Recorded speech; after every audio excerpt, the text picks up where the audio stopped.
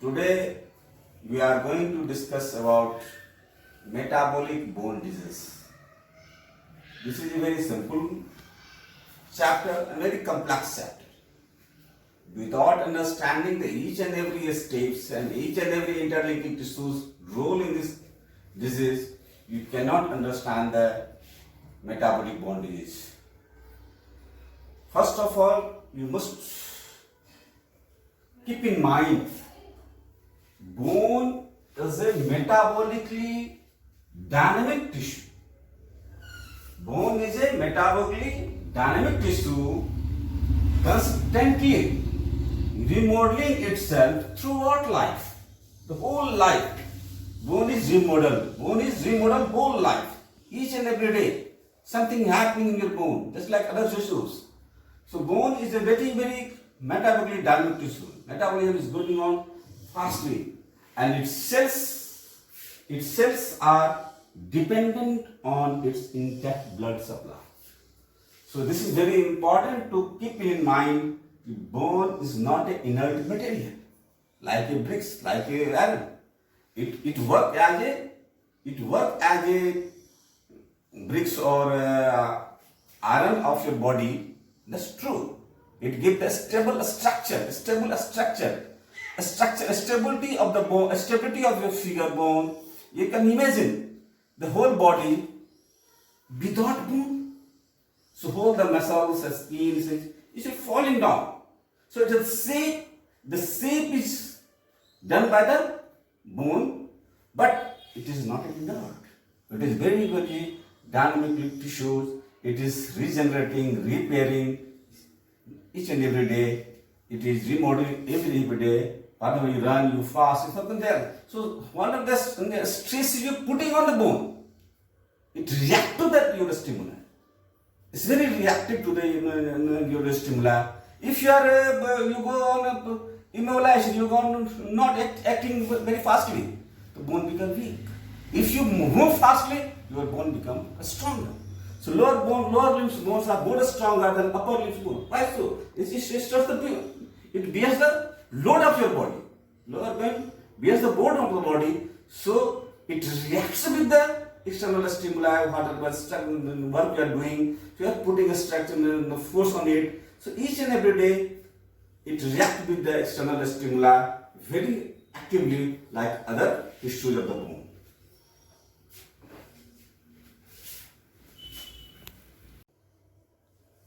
In the understanding of metabolic bone disease, you must have to keep your mind in these structures also. This is bone, this is blood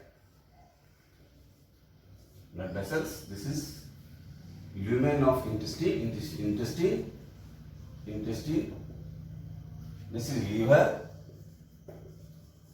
liver, this is kidney, and this is skin. You have to keep in mind all these structures. What is the role of bone? This is bone, blood, intestine, liver, kidney, and skin. And it all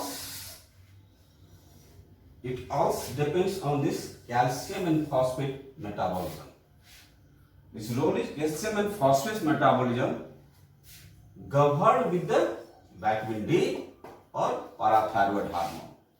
So these four structure, how, where, how they act, when it act, what are the situations it act. So you have to keep in mind, if you are dealing with the metabolic bone disease, you have to not only think about the bone, you have to think about the blood, you have to think about the intestine, you have to think about liver, kidney, and skin. So in all these structures, all of the whole body is involved, but basically these structures you must have in mind. It has some relation with the metabolic bone disease. So metabolic bone disease is not only related with the bone, it is related with blood, it is related with the intestine, it is related with liver, it is kidney, and skin. Basically the metabolism of calcium and phosphorus governed by regulated by the vitamin D and parathyroid hormone.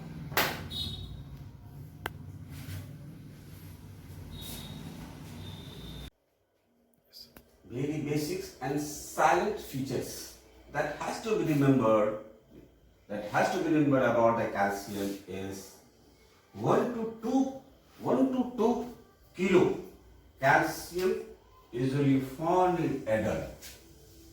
The total body weight of the calcium is about 1 to 2 kg in adult. Out of which 98% remains in skeleton, bone. 98% of this calcium is found in your skeleton. And 0.5% calcium is exchangeable. It is exchanged very fastly from blood to a bone or something else. Blood to bone to blood, bone to bone, blood to blood. Plasma calcium normally 8.8 to 10.4 milligram per deciliter or 0.2 to 2.6 millimole.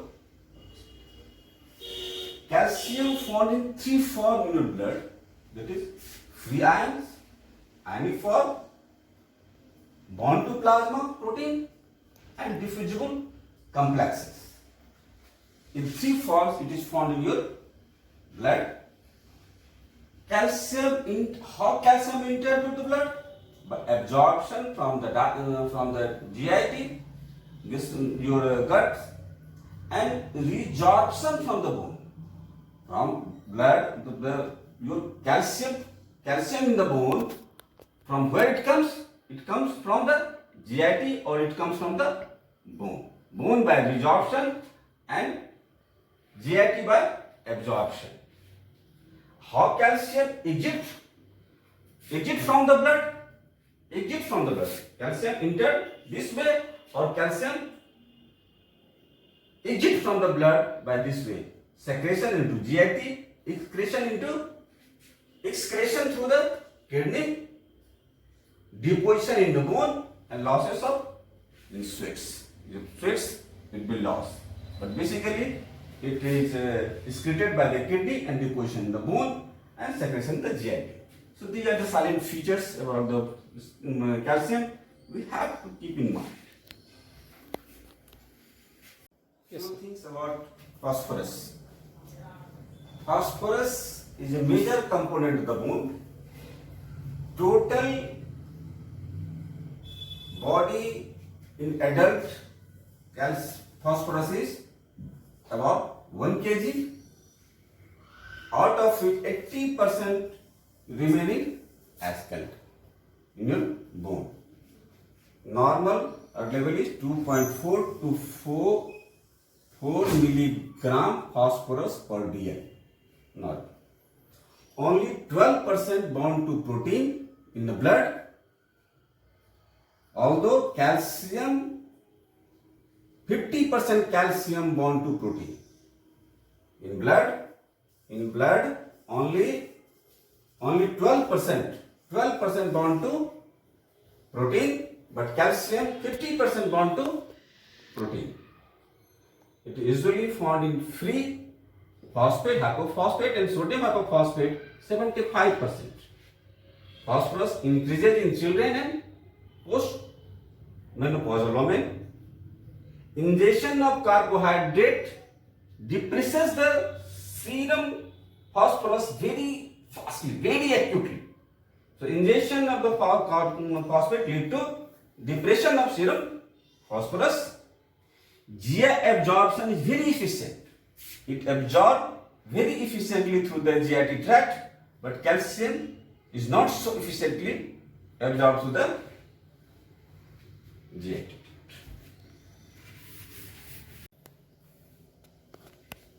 About vitamin D. Vitamin D is very important in metabolic bondages. To understand, vitamin D is basically the hormone. Vitamin D basically is a hormone, not a vitamin. One thing, adequate exposure to sunlight. Adequate exposure to sunlight is sufficient to have vitamin D in your body. If your exposure to sunlight is not proper, is not adequate, only then you need dietary supplementation. Otherwise, no dietary supplementation is needed if adequate exposure to sunlight is possible. One thing, because in your skin there is dehydrocholesterol is found normally. It is a pre-cholesterol stage. Ultraviolet rays by sunlight on the sunlight in presence of dehydrocholesterol reductase enzyme in ultraviolet ray and 7-dehydrocholesterol reductase enzyme. This 7-dehydrocholesterol is converted into pre-vitamin D. So it is converted from this, or if you have not taken the sufficient ultraviolet radiation, ultraviolet exposure, then you can supplement this vitamin D through the diet also. So this pre-vitamin D goes to the liver. From there, 25-hydroxylase enzyme convert this pre-vitamin D into the 25-hydroxy-vitamin D3. 25-hydroxy-vitamin D3 from liver through the blood. This 25 goes to the kidney, where 1-alpha-25-hydroxyhydrolase enzyme convert this 25D into 125 hydroxy vitamin D3. This is the active form. This 125 hydroxy vitamin D is an active form. This is useful form. This is a storage form. This normally your vitamin D3 is stored in liver in this form. When needed, it goes to the kidney and convert to the 125 hydroxy vitamin D3, and this is active form. This is active form.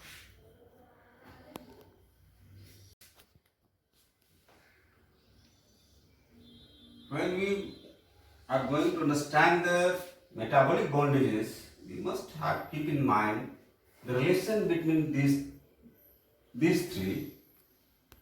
Whatever the calcium we take, basically we take the calcium, our oral intake, in different form, dietary forms in different forms. This calcium goes to the upper intestine. Basically, the proximal intestine is meant to absorb the calcium, basically jejunum. From here, the calcium get absorbed into the blood. In the how it absorbs is very complex in chapters. It is not directly, actively, passively, calcium not passively absorbed into the blood. It needs some help. What is help? It needs vitamin D. It needs vitamin D. Vitamin D dependent absorption. Vitamin D dependent absorption. Vitamin D dependent absorption. So vitamin D is needed here for the absorption of calcium in this level. So without vitamin D3, if vitamin D is deficient or inadequate, calcium absorption is defective. Calcium will not absorb in proper amount. So this one thing is very important to keep in mind. So calcium absorption from the lumen, especially from the upper proximal intestine, especially jejunum, is dependent on the vitamin D. Vitamin D3. Vitamin D dependent absorption is there. So from After absorption, calcium enter into the blood. From blood, it goes into the bone. If the calcium is deposited in the bone, it is called mineralization. If the calcium deposited in the bone, it is called mineralization. If the calcium removes from the calcium bone and goes to the blood, it is called demineralization. It is called a demineralization. But how this happen? This cycle, why this happen? So blood and bone is very important. If there is a calcium is more in amount, it deposited in the calcium bone. So here deposition of bone is also depends upon the vitamin D3. Vitamin D3 is needed also. Vitamin D3 is important for absorption and for deposition of the calcium is placed here. So this two place is very vitamin D3 is very important.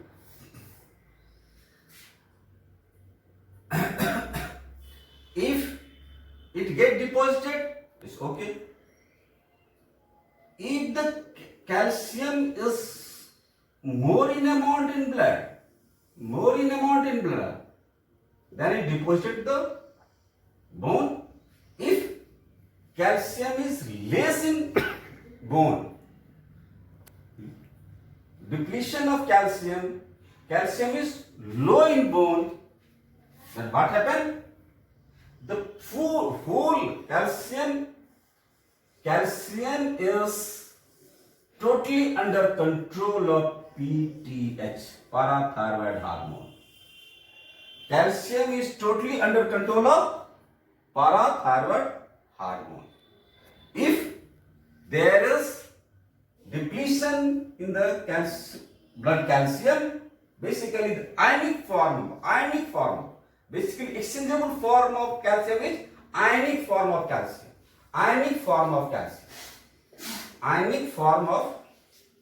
calcium. If there is a depletion, if there is a decrease in the calcium, blood calcium, this parathyroid hormone becomes active. And this parathyroid hormone acts on the bone and it starts resorption.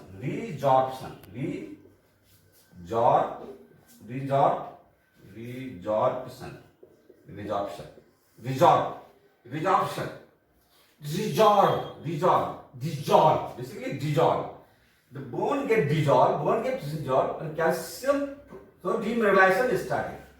And this calcium dissolved from the bone goes into the blood to maintain the calcium balance. To maintain the calcium balance in the blood. So if there is more calcium, it deposits the bone. If it is less calcium in the blood, PTH becomes active, and it acts on the bone, and calcium resolves from the bone and leads to the blood. So this cycle is going on. This vitamin D3 here is important. From there it goes to the blood to the common. This cycle is very important to understand. Keep in mind how PTH is important at this level. PTH is also important for absorption of calcium also. Absorption of calcium also depends on the PTH, but by way of vitamin D3.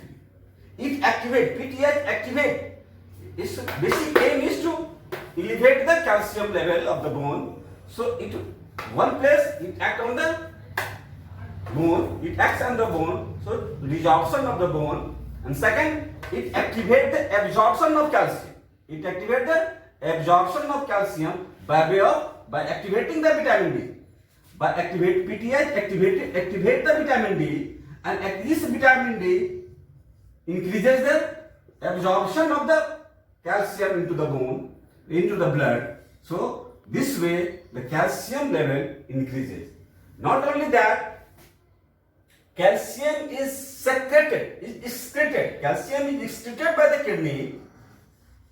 Calcium is excreted to the kidney. So it acts on the kidney also. It acts on the kidney also. It acts on the kidney also. Acts on the kidney also to less excretion of the calcium. Less excretion of the calcium from the kidney. So PTH act on the bone, resorption of the bone calcium to the blood. It activates the vitamin D3 to resorb the properly the calcium, and third it act on the kidney also to less excretion of the phosphate. Here something different is this. This PTH increases the calcium resorption but increases the phosphate elimination. Phosphate excretion it increases. It increases the phosphate, the excretion of calcium. This is unique. So what is happening? Calcium becoming more and more, so hypercalcemia lead to high level of PTH lead to hypercalcemia, but at the same time it lead to hypophosphatemia because more and more phosphate is removed from the blood. So PTH causes increase in calcium,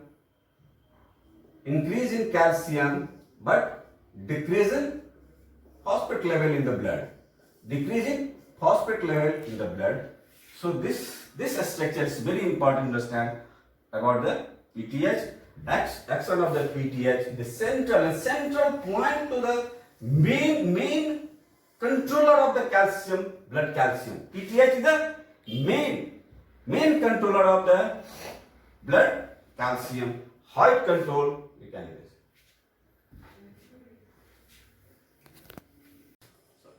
sir. Now come to irrigate.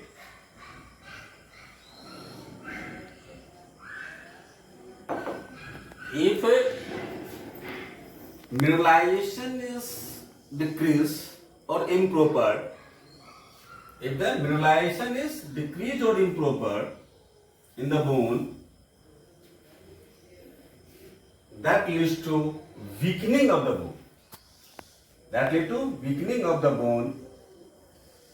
If it occurs in childhood, growing age, if it occurs in the growing age up to skeletal maturity, up to growing age up to skeletal maturity,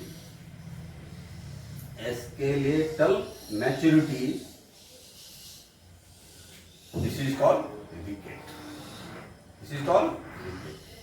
If it occur in adult, it is called osteomalacia.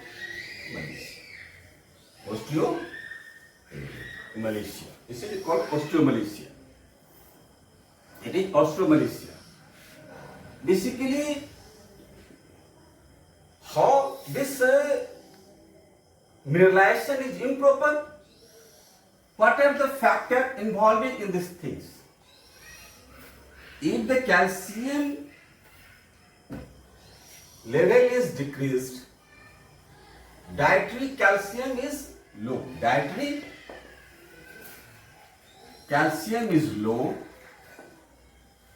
Then it cause reduction in calcium. If dietary calcium is normal, but vitamin D3 is inadequate, then that also causes decrease in calcium. Vitamin D is also decreased or inadequate. Vitamin D is inadequate. Only then also it causes low calcium. So these two things is very important. Dietary calcium and dietary vitamin or inadequate vitamin D. How vitamin D3 is inadequate? One is dietary intake is less.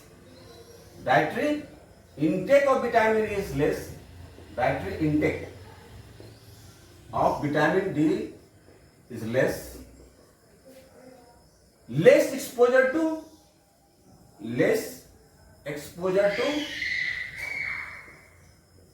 sunlight. Less exposure to sunlight. If those two things happen, vitamin 3 is less. Also causes liver disease. It is a liver disease. It is a liver disease. It is a liver disease. Liver disease also can cause improper hydroxylation. 25 hydroxylation is improper. In case of liver disease, 25 hydroxylation is improper. Also in case of kidney disease, kidney disease, 125 hydroxylation become improper.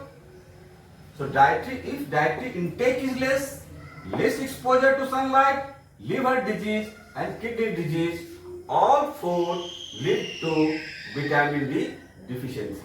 These all two lead to vitamin D deficiency. If vitamin D deficiency if there is more vitamin D deficiency is there, so dietary absorption of calcium is defective. Absorption of calcium is defective. And third point is absorptive. If absorption of calcium is defective due to disease of intestine, disease of intestine, like malabsorption syndrome.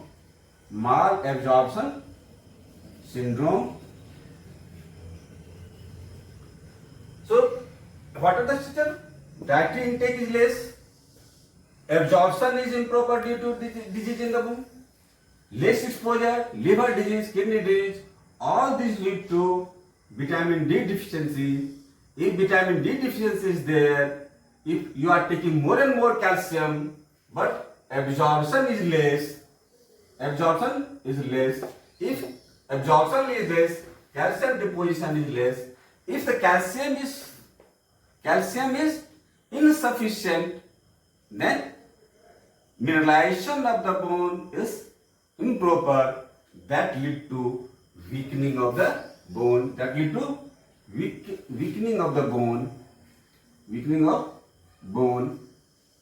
And that lead to different varieties of problems related to these things.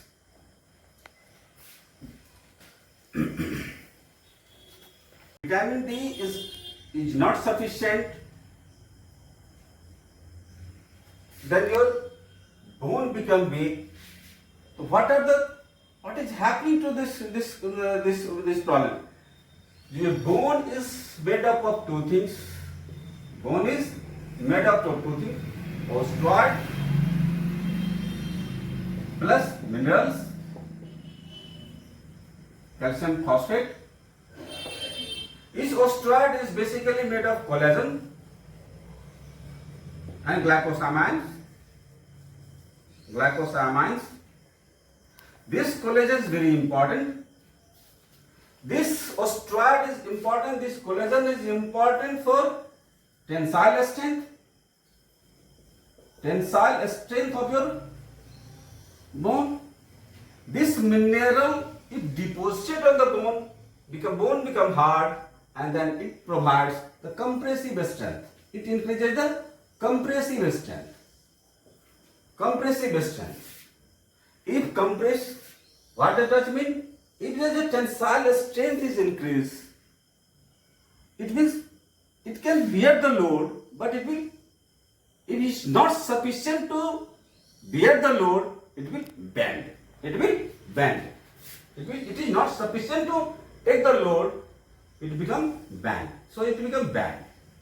It bend it. It's bend. But if this mineralization is proper, compressive strength is used. In that case, the bone becomes hard enough to take the load. But if load is more, then it is not bent, but it's break. It breaks. The fracture will happen. If load is more severe, then if mineralization is proper, then it will compressive strength increases and it will break up the bone. This is fracture. But if you are taking the load in tensilation but not proper mineralization, it will bend.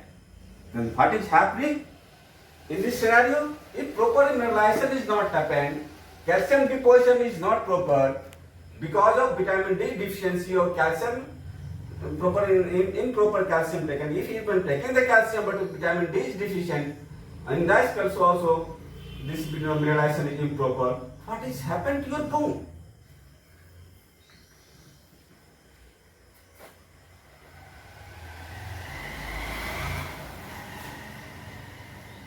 This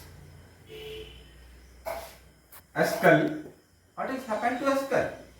The child brain is growing, but your skull is not sufficient enough to contain the pressure of the bone. So the circumference of the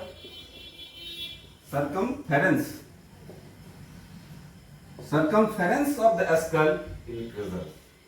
Circumference of skull is increases. Frontally, delayed closure of frontally. If your dentition become improper, poor dentition health is not important. If it goes to that, this costochondral junction, deposition of osteoid is there, but not proper mineralization, so it becomes fat growing. So this is happening to this rachitic rosary.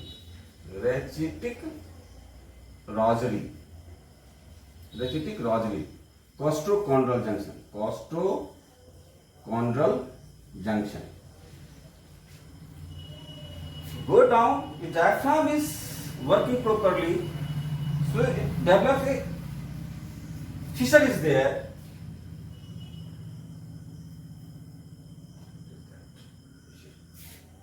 Due to that, Harrison sulcus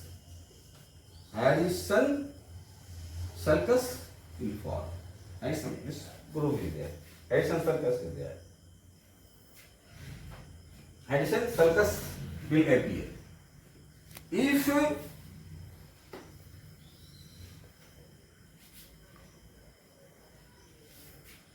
your lumbar lordosis, the spine becomes scoliosis of the spine. So lumbar lordosis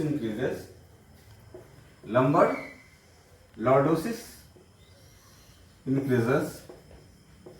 There is Pott's belly due to muscle of the abdomen is not proper. So due to muscle belly, Pott's belly, trefoil pelvis.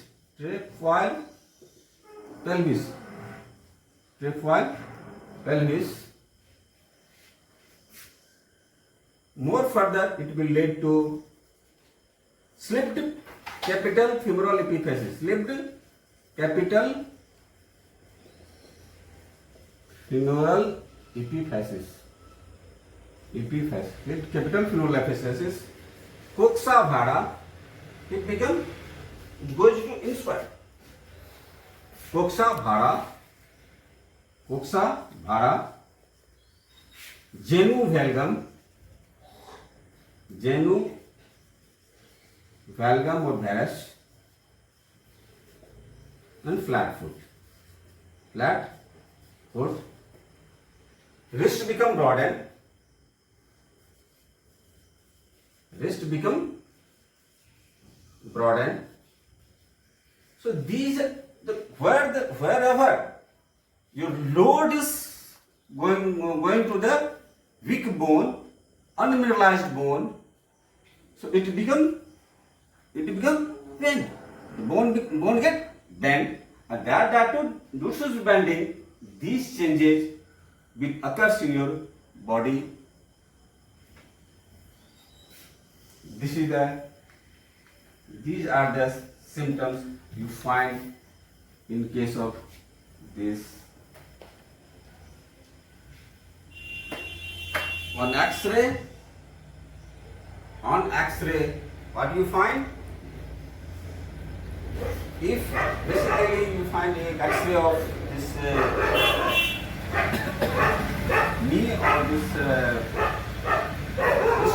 joint, in X-ray you will find zone of calcification increased. Zone of calcification get increased. Metaphyseal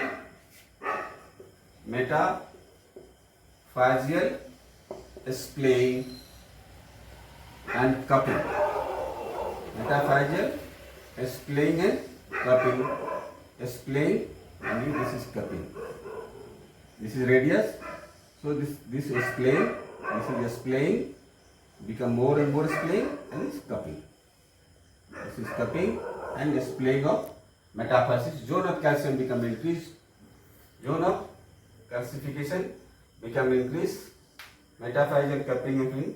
This metaphyseal border is get breast border. Breast border. Breast border. These are the things you can find in X-ray. Even increase in the width of the epiphysis. Increase in the width of epiphysis. Width of epiphysis. Width of metaphyseal. Width of epiphysis.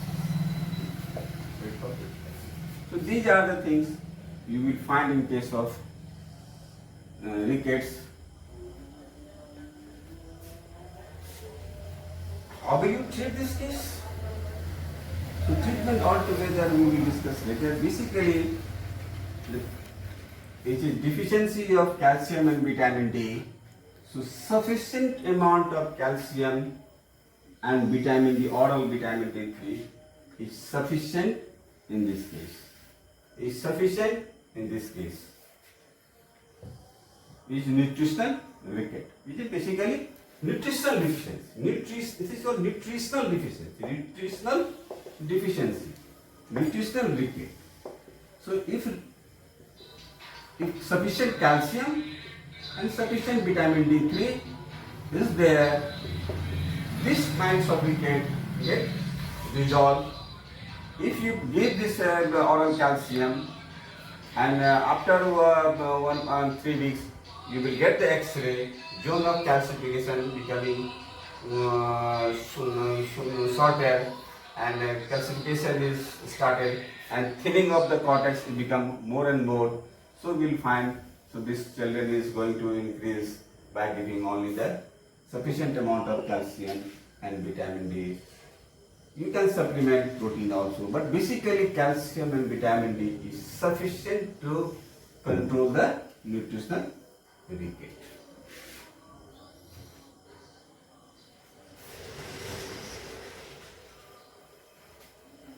कितना minute का हुआ? 11. Even.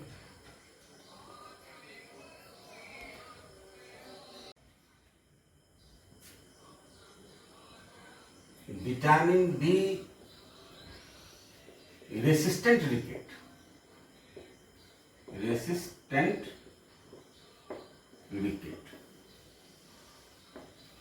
is this vitamin D resistant ricket? If you are giving proper amount of vitamin D, you are giving proper amount of vitamin D, but features of ricket is not resolving. If a features of ricket is not resolving by giving oral vitamin D3. Then what is the reason of it? If I am giving the oral vitamin D3, even though it is not responded, what are the problems? So one thing, it can happen, your liver disease, malabsorption syndrome or kidney disease. These can happen. Especially if malabsorption syndrome is there, you have to correct it.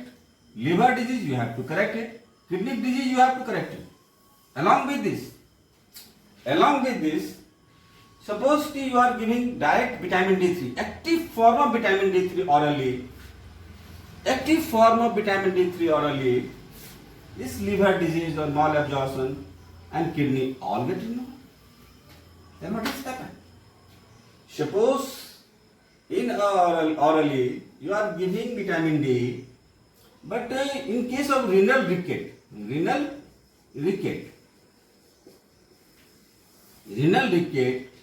this 125 hydroxylation is improper.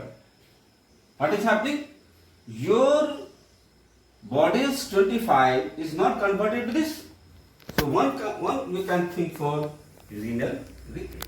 If you are giving oral, then you have to think it can be liver disease, it can be kidney disease, it can be malabsorption syndrome. So you have to look for and investigate properly. Investigate properly these things. If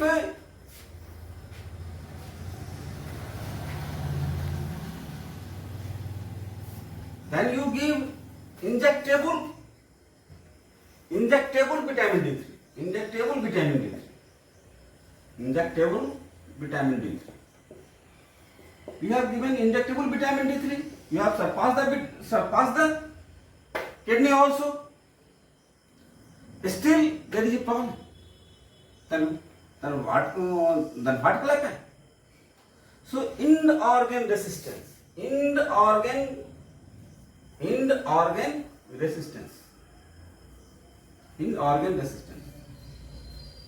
If you are giving this vitamin D3, but your kidney, but your bone, your gut is not responded to this vitamin D. This is not responded with your vitamin D. So it is called in-organ resistant vitamin D resistant ricket. Vitamin D resistant, in-organ resistant vitamin D resistant ricket. The in-organ is not responded to the, because vitamin D is act through the receptors. Vitamin D3 is act through the receptors, and by receptor it goes to immunomodulation, and by immunomodulation each and everything is happening.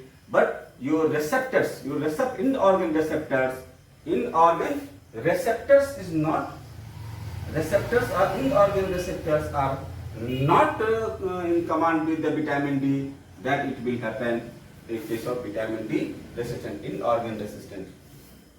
If the patient is suffering with some sort of kidney disease like Fanconi syndrome,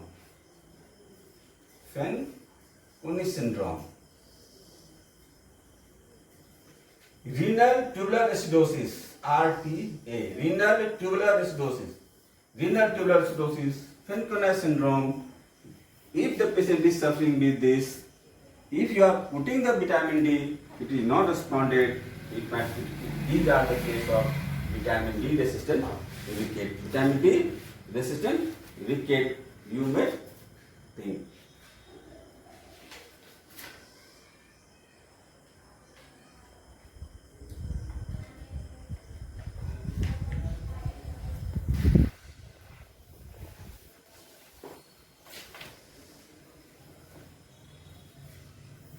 Here you have to think about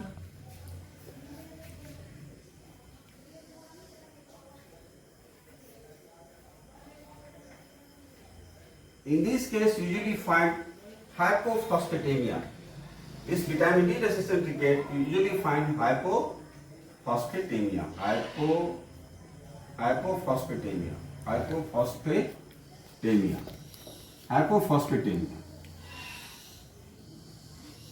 So these are the autosomal X-linked disease, autosomal recessive or dominant disease of the kidney. Autosomal recessive, autosomal dominant, autosomal recessive, and X-linked also. X-linked disease of the kidney that lead to hypophosphatemia, and this hypophosphatemia lead to vitamin D resistant ricket. Vitamin D resistant ricket. Now few points about role of kidney at this juncture. Before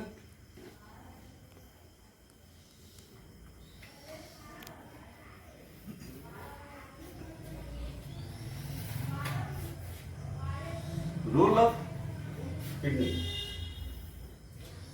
In kidney, there is a glomerular filtration rate. Glomerular filtration rate. In glomeruli, if filtration of phosphate is if glomerular filtration is pyrophosphate or something else, so filtration is not proper. What is happening? Your calcium or phosphate, basically phosphate become increase. Hyperphosphatemia due to hyperphosphatemia increase. Suppose this is in case of glomerular disease. It might be glomerular disease like pyelonephritis or something else, or it may be tubular disease. Proximal convoluted tubules or distal convoluted tubule. Proximal convoluted tubule, PCT, proximal convoluted tubule or distal convoluted tubule.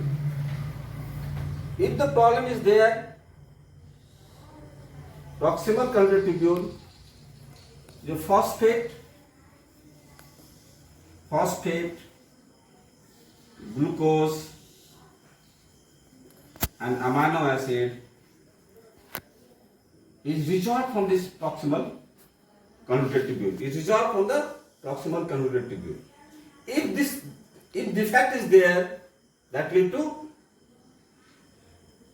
decrease in phosphate, more excretion of phosphate, more glucose, so phosphate diabetic.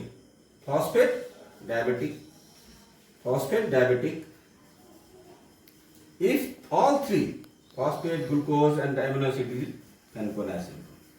Fanconi syndrome. In case of distal convoluted tubule, this is something different. Here is H2CO3. This H2CO3 is converted to H plus ion plus HCO3 in the lumen body. Here act as a carbonic anhydrase. Carbonic anhydrase, you have done that. If this distal tubule is disturbed, what is happening? This exchange of in the lumen, this is kidney to lumen, it is not proper. It is not proper in the lumen. This is lumen of the kidney. It is not proper in this lumen. So what happened? This here sodium, potassium, calcium and water, H2O, is reabsorbed is reabsorbed from this distal convoluted tubule. If this tubule is in problem, what is happening? This H ion is not secreted in the lumen. So what is happening? It leads to acidosis. It leads to increase in H ion is into acidosis. If not only this acidosis is there, but this sodium, potassium, calcium and water is created more and more in amount from this this lead to dehydration. If more water is created, it lead to dehydration. More calcium is created, hypocalcemia, hypokalemia and hyponatremia. These things will happen if distal convoluted tubule get involved. If distal convoluted tubule get involved, these things will happen. This proximal convoluted tubule, this will happen. So these changes lead to other problems. What? So these are basically related with this. And so what is happening? If more calcium is excreted by the glomerular disease, more calcium is excreted through the calcium disease. What is happening? If blood calcium decrease, what is happening? Parathyroid hormone PTH get involved. This PTH work on to increase so how this will increase? It will work on bone resorption of bone, increase calcium intake, increase calcium absorption from gut. It causes kidney to less strict, but disease is there. So more parathyroid hormone. If disease is there, kidney is disease, it is not responding to this. So what is happening? More PTH is come into picture and lead to more resorption of the bone to the calcium blood. What is happening? If more and more demineralization is there, that lead to Brown's tumor. Brown tumor. This absorption is more and more, so bone become weak. It looks like a radiolucent zone. Bone become weaker. More calcium is look like a tumor. If you look like a tumor, and this is called von Reckling-Hansen disease. Von Reckling-Hansen disease will start. So if kidney disease is there, that lead to this kidney disease is there, Fanconi syndrome or distal convoluted tubule or proximal convoluted tubule, whatever this will happen, that lead to decrease in calcium. If decrease in calcium is there, that lead to parathyroid hormone to become active. If parathyroid hormone become active, if more absorption calcium from bone, that lead to bone become lucent on X-ray, it looks like a brown tumor, that is known as von Reckling-Hansen disease. So PTS is very important. About the kidney, these things will happen if glomerular disease is there, if proximal convoluted tubule is involved, distal convoluted tubule is involved. This problem lead to increase in PTH or phosphate level. If more phosphate is there, hyperphosphatemia, then what will happen? If phosphate is there, more calcium get absorbed to the phosphate. So less calcium in the bones. So again PTH will increase. So this cycle is going on that to lead to these problems.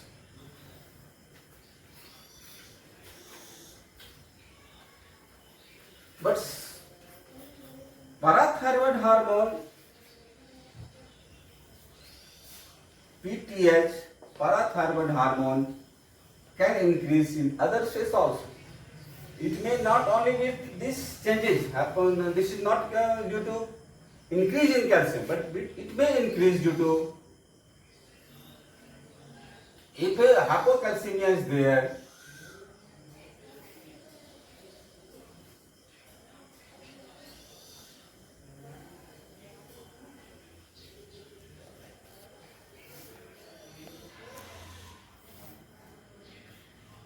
hypoparathyroidism. Hypoparathyroidism.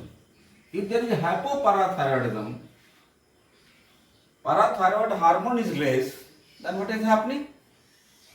It leads to less calcium in bone, less calcium in blood. If calcium level is more or less, then hypocalcemic state will appear, and this hypocalcemic state lead to tetany.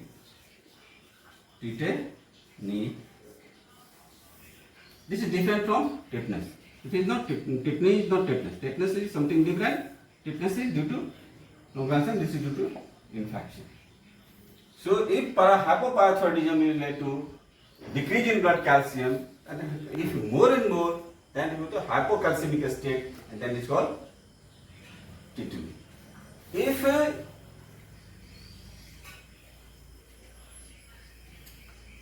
hyperparathyroidism, hyperparathyroidism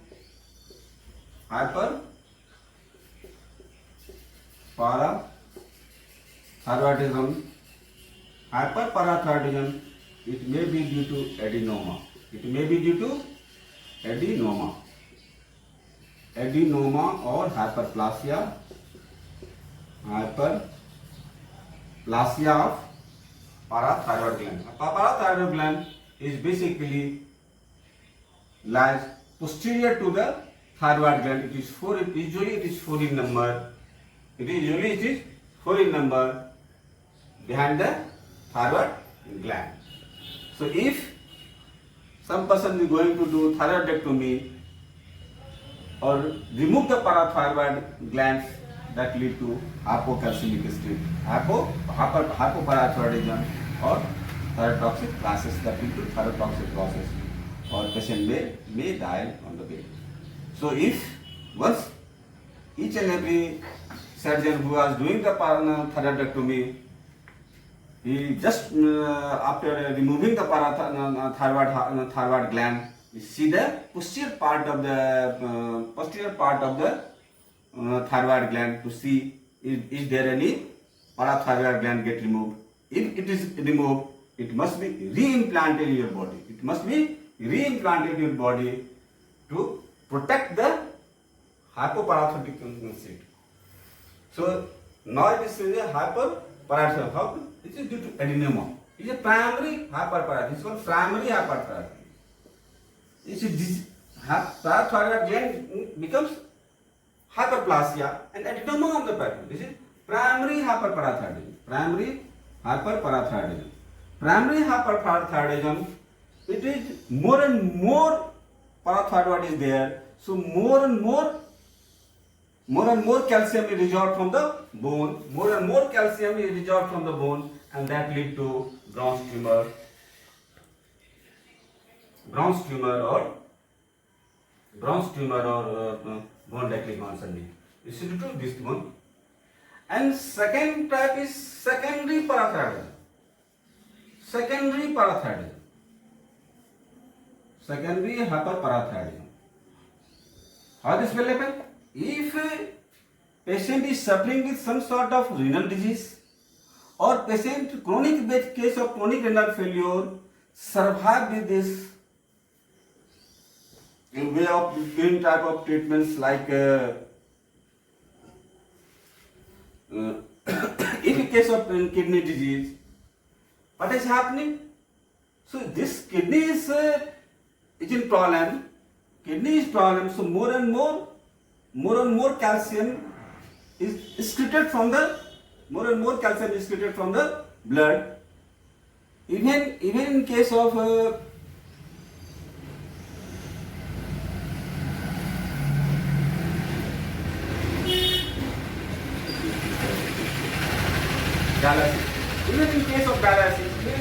dialysis, dialysis, more kidney get excreted, more calcium get excreted.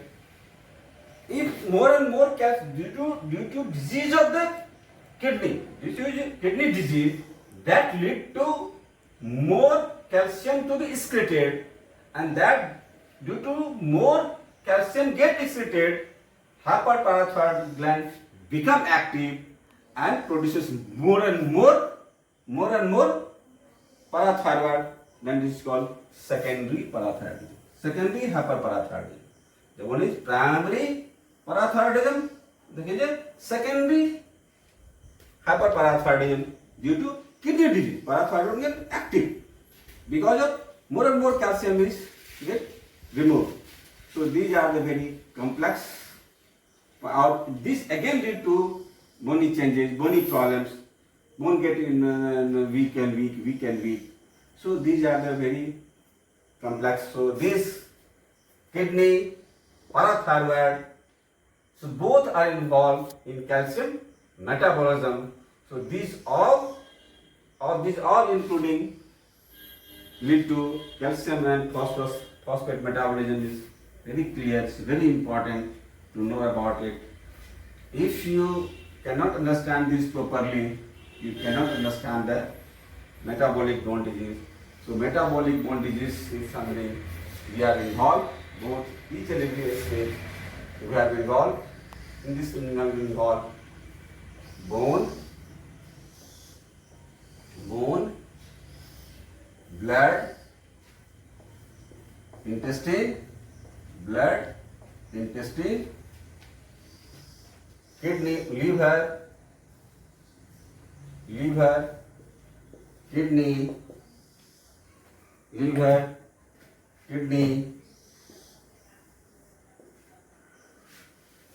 skin, PTH and